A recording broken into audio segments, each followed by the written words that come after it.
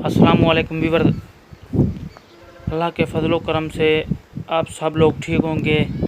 उम्मीद करता हूँ कि मेरी ये वीडियो आपको अच्छी लगेगी।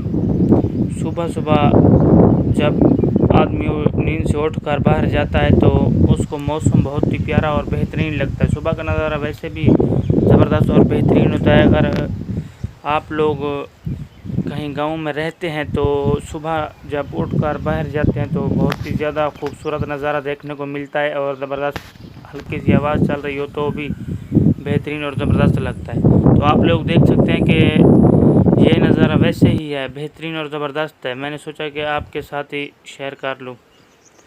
तो अगर ये मेरी वीडियो आपको अच्छी लगे तो मेरे चैनल को अगर आप लोगों ने सब्सक्राइब नहीं किया तो सब्सक्राइब पहले कर लीजिएगा और अच्छी वीडियो देखने के लिए और वीडियो को लाइक ज़रूर कीजिएगा।